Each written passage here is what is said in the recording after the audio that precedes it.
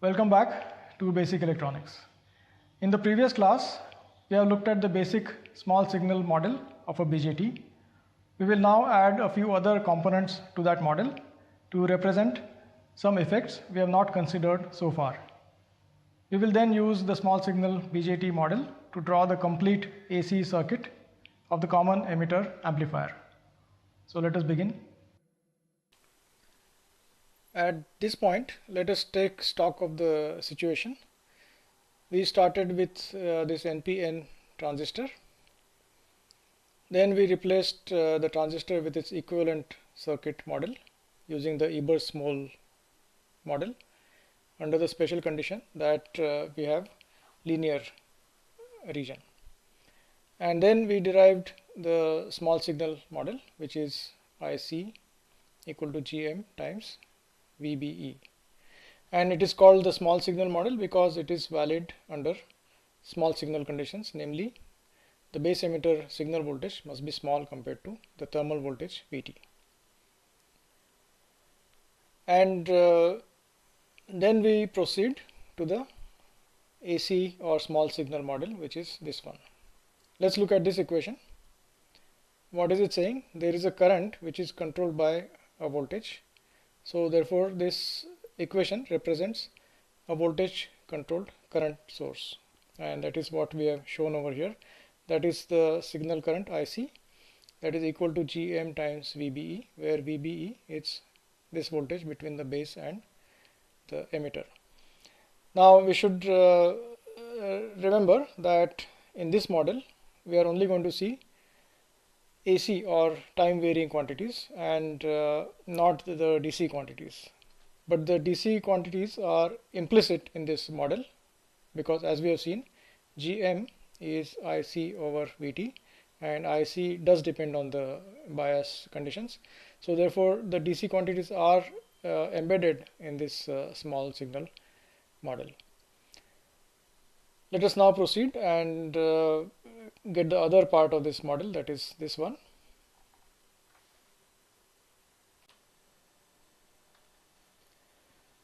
For the base current, we have IB, the total instantaneous base current, is equal to the DC part plus the time varying part, and that is 1 over beta times the collector current, and the collector current again is the DC part and the time varying part. Now these DC terms cancel with each other and we are left with the signal currents IB equal to 1 over beta times IC, and IC, the signal collector current, is GM times VBE, as we have seen before. So we put that here, we get 1 over beta times GM times VBE, or VBE equal to beta over GM times IB. Now this relationship is represented by a resistance R pi equal to beta by GM connected between B and E, the base and emitter, like that. So this VBE is equal to IB times R pi. That's the same as this equation. VBE is equal to IB times R pi, where R pi is beta over GM. This resulting model is called the pi model for small signal description of a BJT. And in some older textbooks, you might find some other names for these parameters, like HIE here, HFE times IB here, and so on. Those were used because in the early days, BJT was often thought of as a two-port network, one port being this one and the other one being this one, and therefore those H parameter definitions were used for these parameters. In modern textbooks, these H parameters are getting increasingly replaced with R pi and GM, and it is best not to use the earlier parameters anymore.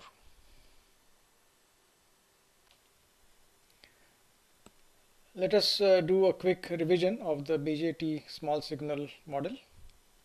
First, The transconductance Gm, this parameter, depends on the biasing of the BJT, because Gm is IC over Vt, where IC is a DC or bias collector current. For example, if IC is 1 milliamp and if we have room temperature, then Vt is about 25 millivolts, then Gm is 1 milliamp divided by 25 millivolts, or 1 over 25 ohm inverse. Ohm inverse is the same as mhos. It's denoted by this symbol, looks like inverted ohm. So that turns out to be 40 millimhos, also called a millisiemens. The other parameter, Rpi, also depends on the bias current IC. Since Rpi is beta over Gm, that is beta times Vt divided by IC. For IC equal to 1 milliamp, for example, and the thermal voltage equal to 25 millivolts and beta equal to 100, if we do this calculation, our pi turns out to be 2.5 kilo ohms. And finally, we must always remember that the small signal model is valid only for small VBE, small compared to the thermal voltage. The pi model that we have derived for the BJT under small signal conditions is a fairly good, accurate description of the BJT with the small signal approximation. But to that we would now like to add a correction. We might call that a second order correction, and that is the following. In the above model, IC is independent of VCE. What is IC here? IC is simply Gm times VBE, and there is no dependence on VCE.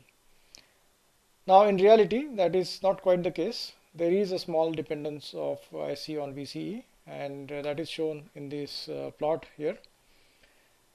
What is this plot? It is IC versus VCE for various base current values, as we have seen earlier.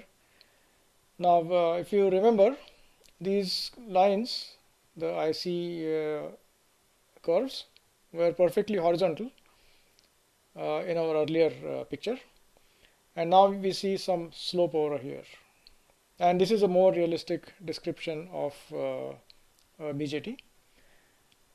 So in practice, IC does depend on VCE because of the so-called early effect, and DIC dVCE, that is this slope here, is approximately constant, that is given by 1 over Rho, where Rho is called the output resistance. So this slope here is given by 1 over Rho. So to this small signal model, we need to make this correction by adding Rho. So a more accurate model includes Rho as well, and that is what it would look like.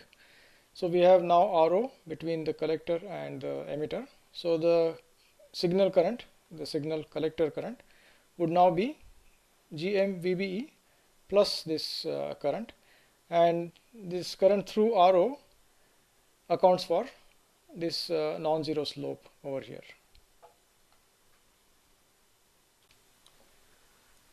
We now want to add a few other components to our basic BJT small signal model in order to make it more complete. And before we do that, let us take a look at the actual fabricated BJT device. This is a cross-sectional view of a BJT which is inside an integrated circuit such as an op-amp. A discrete transistor structure would look a little different, but many of these features that we see in this structure are going to be common. So let's look at this transistor structure. First of all, let's locate the intrinsic device, the NPN transistor, and that is here. Here is our emitter contact, that is the emitter n-type region. It's called n plus because it's heavily doped. This is our base p region, and that is our collector n region. So n p n, that is our npn BJT. So this is our intrinsic BJT structure, and because of technological constraints we cannot make a contact to the base region here or to the collector region over here, and therefore we need this rest of the structure, and we will look at that soon. But before that, let's take a quick look at the dimensions involved. This thickness, the so-called epitaxial or epi layer, which is n-type, is 5 microns. Now to put that in perspective, the diameter of our hair is 50 microns. So you can imagine how small that is. The rest of the silicon wafer is something like 250 or 300 or 400 microns thick. And to put that in perspective, 250 microns is 1/4 of a millimeter. So this entire thickness is relatively small.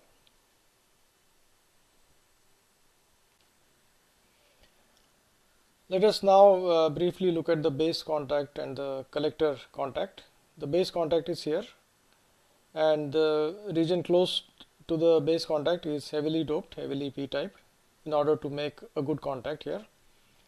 So the base current flows from the base terminal or base contact to the intrinsic base region, like that. The collector contact is here. Again, the region next to that is heavily doped, n-type, to make a good contact, and the collector current flows through the device like that, through this n plus buried layer and to the collector contact. Now this buried layer is there in order to reduce the resistance in the path of the collector current. If we did not have this n plus layer, then the collector current would flow like that, and this n region would present a larger resistance to the collector current. With this layer, the current path is predominantly like that, and that is a small resistance because this layer is doped heavily. In the small signal model, we have the base terminal here, which is this base contact in the actual structure, and then we have this node, which corresponds to the intrinsic base region, and between the two we have a resistance called RB, called the base spreading resistance, and that corresponds to the resistance between these two, between the base contact and the actual intrinsic base region of the device. RB is typically small compared to R pi. In addition, we need to include a capacitor C pi between the base and the emitter, like that, and that accounts for the base charging capacitance and the base emitter junction capacitance. And what are the formulas for all of these? That of course you will study in semiconductor devices course. In addition to C pi, we also have a C mu between the base and the collector, and that accounts for the base collector junction capacitance. These capacitances C pi and C mu are typically in the picofarad range, and at low frequencies 1 over omega c, the impedance of these capacitances is large, and very often these capacitors can be replaced by open circuits. So that can be replaced with an open circuit if the frequency is not too large, and that can also be replaced with an open circuit. And last but not the least, let's always remember that the small signal models we have described, this one as well as the earlier ones, are valid only in the active region and only under the small signal approximation. A very important point and sometimes easy to forget. So for example, if the device is operating in the saturation region, then we cannot use these small signal models. Let us now look at the common emitter amplifier once again, this circuit here. And we have already analyzed the DC circuit of this amplifier, or the bias circuit, this circuit here. And we found that the base voltage was 1.8 volts, the collector voltage was 6 volts, and the emitter voltage was 1.1 volts. And the collector current is 1.1 divided by 1K, assuming IC and IE to be approximately equal. So IC turned out to be 1.1 milliamp. So this is just a revision of what we already did. And we now want to analyze the AC or small signal circuit to obtain all these signal quantities: the base voltage, the emitter voltage, the collector voltage, and the collector current. And now of course we know the meaning of small signal. The base emitter voltage, the signal voltage, should be small compared to the thermal voltage Vt. Once we do this, we will then get the complete solution by simply adding the DC and AC results. For example, the collector current would be the sum of this DC value or the bias value and this AC value. So the total instantaneous collector current would be the DC value plus the AC value. And we will assume, as we did earlier as well, that the coupling capacitors CB and CC, these two, as well as the bypass capacitor CE, are large enough so that at the signal frequency, let's say 1 kilohertz, they can be replaced by short circuits. And that simplified this AC circuit considerably, as we saw earlier, and we'll get back to that in the next slide.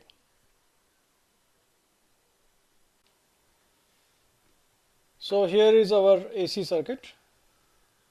After replacing the coupling capacitors CB and CC, and also the bypass capacitor CE with short circuits. And now we know what the transistor looks like under small signal conditions, and let's replace this transistor with its small signal model, namely all of this.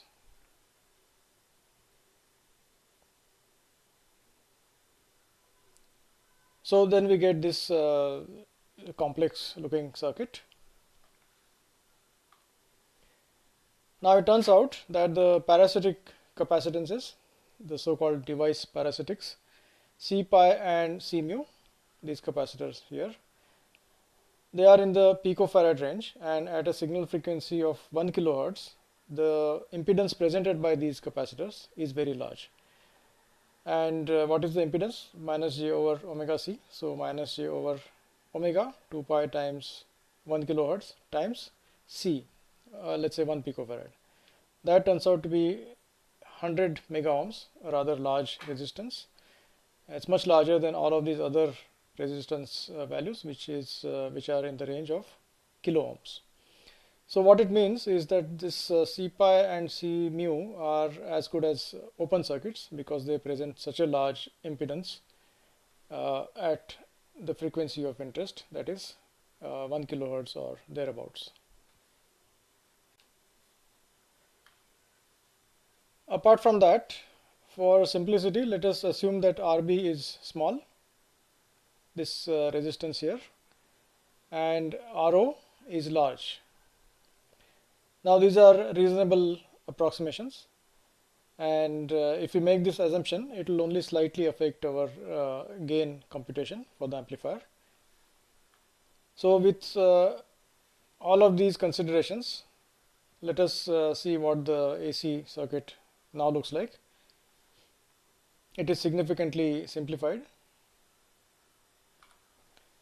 and that is what it looks like. So this capacitor is an open circuit. This capacitor is also an open circuit. This is 0.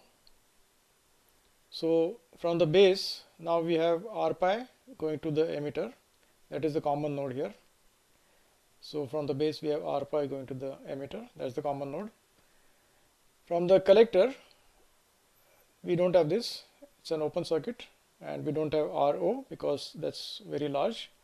So from the collector, we have this voltage controlled current source going to the emitter, and in addition, of course, we have this RC and RL.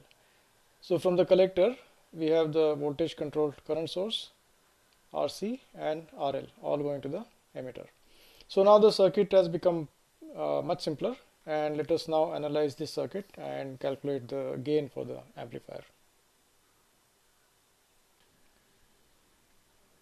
From the AC circuit, it should now be clear why this configuration is called the common emitter amplifier.